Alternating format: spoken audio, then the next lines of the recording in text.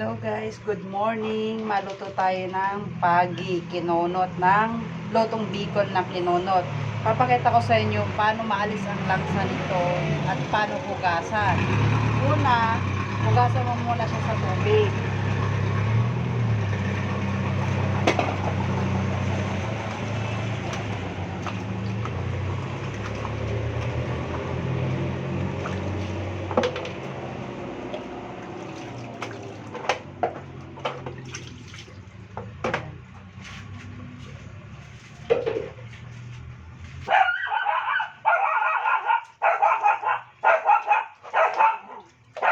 Nahugasan ko na siya sa tubig. Nahugasan ko siya sa tubig. Ngayon, gagamitan ko siya ng cornstarch para maalis yung mga lapot-lapot ng laway ng pagi.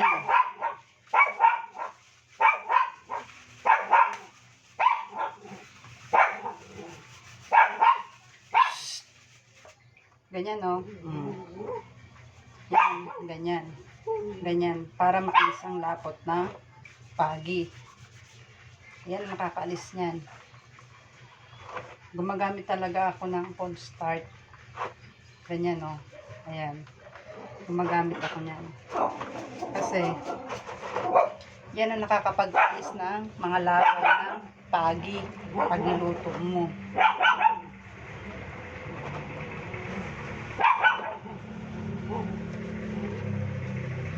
Yan, o. Kita niyo yan, o. Nanonood sa cornstarch yung lapot ng pagi para maalis yung ano ng lasa. Ayan, o. Idadry mo lang yan. Ayan, o. O, diba? Kita niyo na yung pagi. O. Nalinis nyo ng mabuti. Ganyan. Paglinis ng pagi. Para maalis ang langsa ng pagi. Cornstarch ang ginagamit ko. Yan. 5 piso lang yun. Yung nakabalot yan. Yan. Cornstarch yan. Tapos, set aside mo muna siya. Ngayon,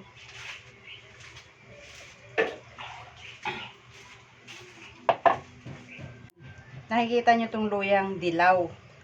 Tudok-dukin ko yan kasi yung katas niyan, yun yung ihuhugas ko sa pagi para walang lasa talaga yung paging langsa maalis. Ayan. Ayan, o. Kita nyo yan. O. Ayan guys, nadurog na natin yung luyang dilaw. Ilalagay na natin siya dito sa pagi. Iraramas natin. Ayan, nakita nyo, nilagay ko na. Gaganyan ko siya. Kasi nakakapagpaalis ng langsa talaga ang luya. Ayan. Kita nyo yan? Ayan. Para pag kinain mo yung pagi, malasa. Hindi siya nangangamoy langsa.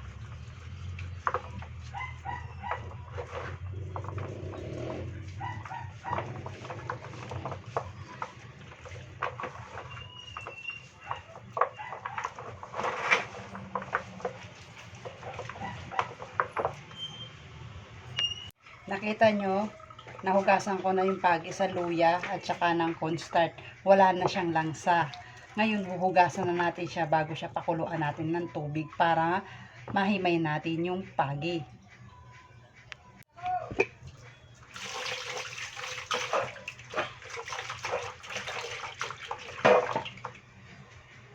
Ayan, tapos na natin siyang hugasan. Ayan. Tsaka natin siya papakuluan. Ayan, okay na. Hugas na natin. Kuha ka ng kaserola. Lalagay mo na to. Ayan. Kalagay mo to para lumambot. Gamit tayo ng isang basong tubig.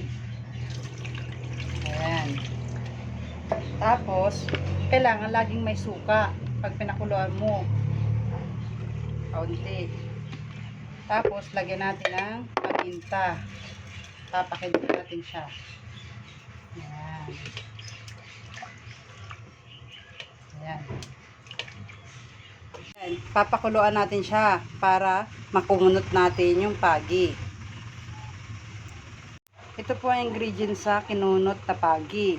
Bumili po ako ng 10 pisong malunggay at 1 buo pong niyog. At may tanlad po yan na may sili na pula at green. Tapos luya, bawang sibuyas. Ayan, bawang sibuyas. Yan po ang lahok. Nagano din po ako ng mantika at igisa muna po natin yan. Ngayon, habang hinihintay natin yung pagi sa pinalaga natin, ay i-prepare na natin to mga ricado. Ayan, maghihiwa tayo ng sibuyas. Sibuyas.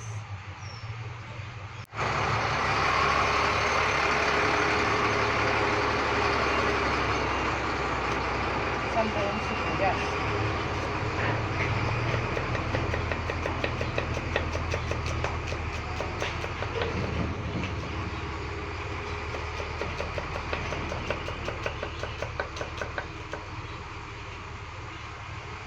Ngayon, babalat tayo ng luya.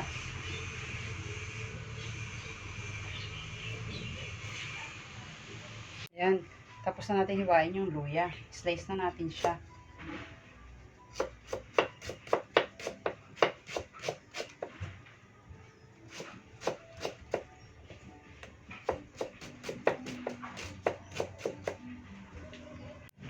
Ayan.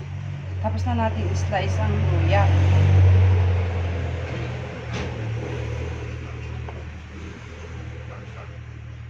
Ngayon, bawang naman. Ayan, tapos na natin ang bawang i-slice. Sunod na natin ang nagpapasarap sa kinunot sili. Ayan. Tapos na natin i-slice ang sili. Sunod na natin ang siling pula para mas masarap. Ayan. Tapos na natin i-slice ang sili. Ayan. Ayusin na natin yung tanlad. Hugasan na natin. Ito. Para masarap ang ano natin ng ginataan. Ayan. Pitpitin na natin ang tanlad.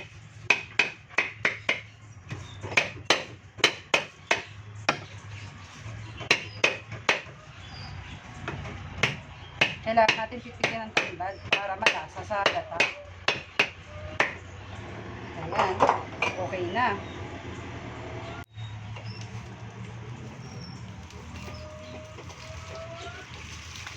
At itali na natin ang tanlad. Ayan. Tapos na. Ayusin natin yung ginataan ng nyog. Ayan. Gagatayin na natin siya ng 1 basong tubig. Yun lang ilalagay natin. Ipotok. Ayan. Ipotok lang tayo kasi luto na ang ating gata.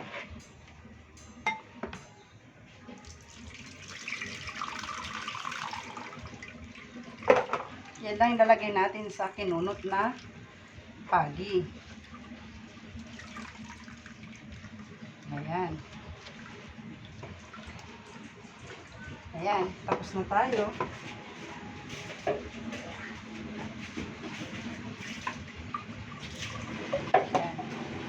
Ayan, tapos na po ako mag-prepare ng mga ihahaluin natin sa pagluto ng pagi. Ayan guys, dahil tapos na natin siyang pakuluan ang pagi, huhugasan uli natin siya dito sa planggana. Ayan guys, huhugasan na siya natin siya ng tubig. Ayan o. Ayan, nalagas na diba? Ganyan. Good morning, samahan nyo ko ngayon. Mag-umpisa na tayo magluto ng paging kinunot na bicol. Papakita ko sa inyo ang mga ingredients na gagamitin ko ha.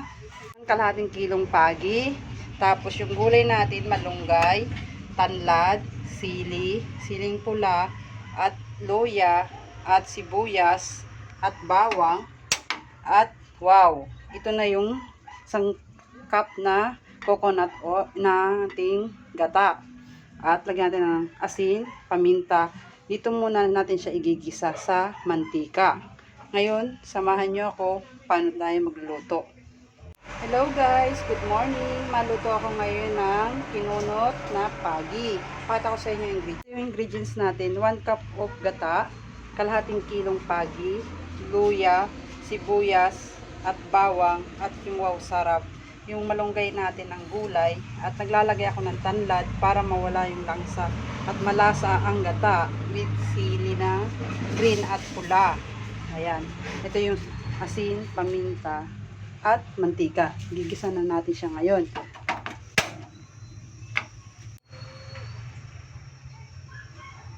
Ayan. Ayan. Okay na yung ating mantika. Lagyan na natin ang sibuyas. Sunod na natin ang luya. At ilagay na natin ang bawang. Ayan, ilagay na natin yung sibuyas, bawang, luya. Pwede na natin ilagay ang kinunot na pagi. Ayan. Lagyan na natin siya ng asin. Lagay na natin ang paminta. Ayan. Lagay na natin yung gata.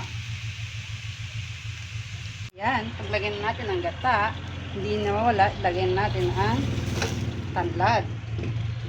Tapos, ang sili.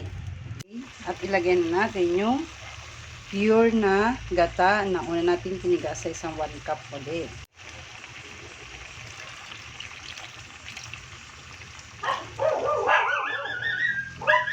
Lalagyan tayong kaunting asin kasi matabang. Nilagyan natin.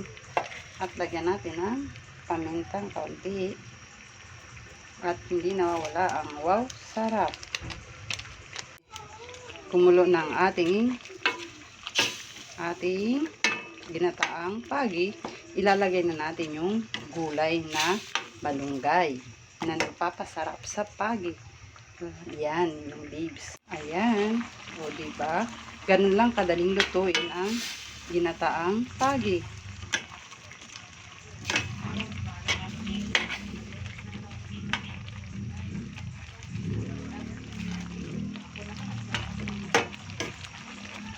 Ayan, tikman na natin.